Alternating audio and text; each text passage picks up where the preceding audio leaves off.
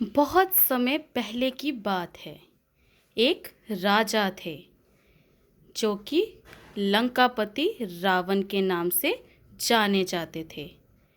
ठीक है। तो वो जो राजा थे वो बहुत ही ज़्यादा इंटेलिजेंट थे। लेकिन जैसे हम लोगों में भी कुछ अच्छाइयाँ होती हैं और कुछ बुराइयाँ होती हैं, इसी तरह से रावण में भी कुछ अच्छाइयाँ थी, लेकिन जो बुराइयाँ थी वो ज़्यादा थी। उनमें सबसे बड़ी अच्छाई थी कि वो बहुत इंटेलिजेंट थे। उन्हें कोई भी चीज़ जल्दी से याद हो जाती थी। लेकिन उनमें बुराइयां बहुत ज़्यादा थी।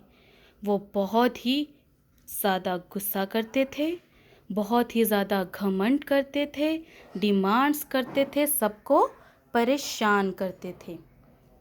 तो उन्हें अच्छा नहीं लगता था कि कोई उनसे जीत जाए। तो अगर कोई उनसे जीत जाता था तो वो बहुत ज़्यादा उसको परेशान करते थे, और उसकी जो ट्रॉफ़ी थी, जो कोई जीत जाता था, विनर बन जाता था, वो उससे छीन लेते थे, क्योंकि वो हमेशा फर्स्ट आने की कोशिश करते थे।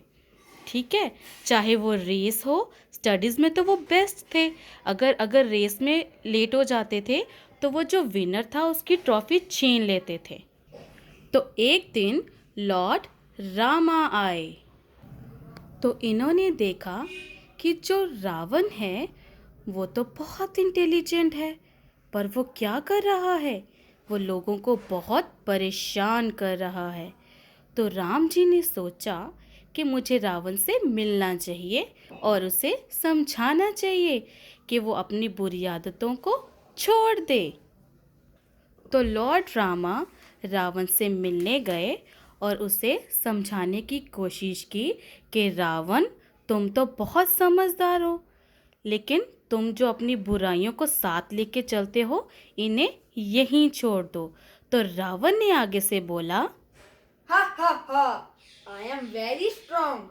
Nobody can defeat me. कोई मुझे नहीं हरा सकता। तो राम भगवान ने बोला, अरे तुम्हें ऐसा घमंड नहीं करना चाहिए, तुम तो इतने पावरफुल हो, इतने इंटेलिजेंट हो। तो रावण ने क्या किया, उन्होंने राम जी की बात को अनसुना कर दिया और राम जी को धक्का दे दिया। तो राम जी ने फिर से बोला कि सुधर जाओ रावण, मैं तुम्हें एक और चांस देता हूँ। पर राम जी की बात रावण ने नहीं सुनी। तो राम जी ने सोचा कि अब मुझे रावण को सुधारना ही होगा।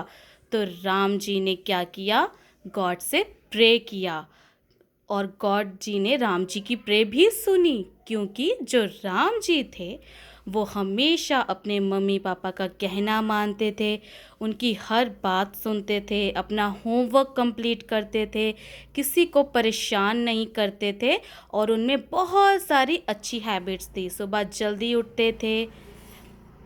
फिर राम जी ने रावण को समझाते हुए बोला कि अब बस बहुत हुआ, अब मुझे रावण को सबक सिखाना होगा।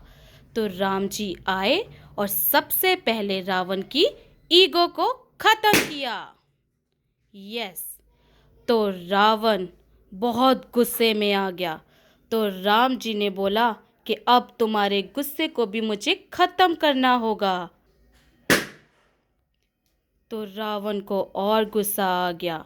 तो फिर वो लोगों को टीज करता था। तो राम जी ने उसकी टीजिंग वाली आदत को भी खत्म कर दिया। उसके बाद रावण ने बोला कि तुम बहुत डिमांड करते थे रावण, अब तुम्हारी डिमांडिंग वाली बुराई भी मुझे खत्म करनी होगी। तो रावण इंटेलिजेंट बहुत था, वो उसकी अच्छाई थी। तो राम जी उसकी अच्छाई को ख़त्म नहीं कर पाए, क्योंकि वो उसकी अच्छाई थी।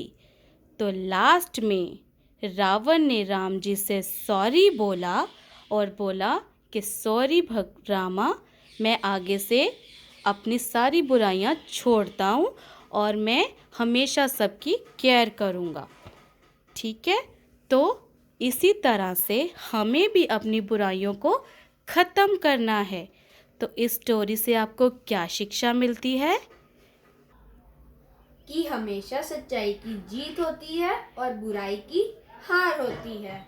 ठीक है चिल्ड्रन, तो आज अब सबका टास्क है, आप सबको एक एक बलून लेना है और उसके ऊपर अपनी बुराई लिखनी है। ठीक है, जैसे रावण की बुराई हमने कितनी सारी अभी बर्स्ट की, आप लोग भी अपनी बुराई इस पे लिख के उसको बर्स्ट करना। ओके, जैसे कि कुछ बच्चे नेल बाइट करते हैं, कुछ अपने हेयर्स को पुल करते हैं, sucking of thumb, nose picking, demanding, using bad languages, snacking whole day.